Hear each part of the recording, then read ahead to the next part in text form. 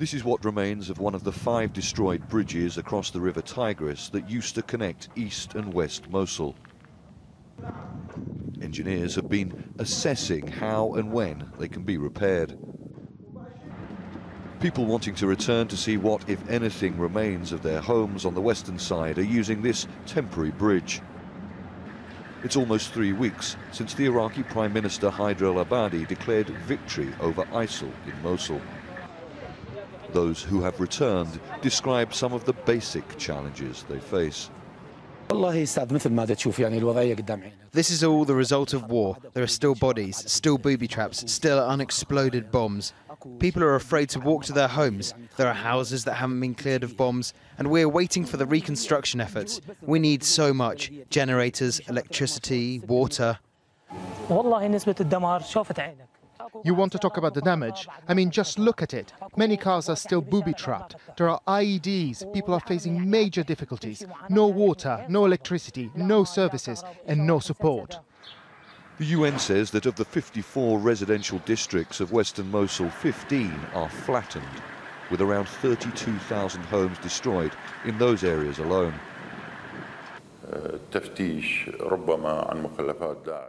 We have to clear IEDs and booby-trapped areas, and we are hunting for possible remaining ISIL fighters. When this is done, we plan setting up another temporary bridge.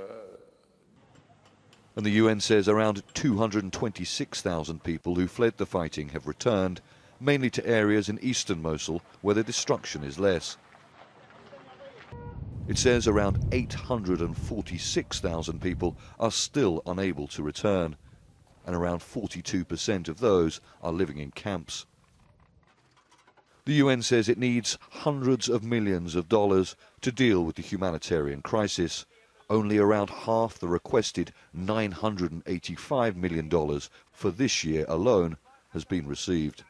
As the Iraqi military continue to hunt for what they say are the last remaining ISIL fighters in and around Mosul, attacks by the group in other areas of the country continue on an almost daily basis. Military sources say that in the early hours of Friday morning, 4 ISIL suicide bombers killed at least 12 soldiers and Sunni tribal fighters when they attacked a checkpoint around 90 kilometers west of Ramadi.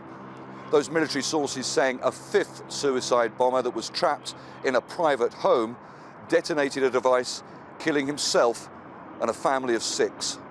Charles Stratford, Al Jazeera, Erbil.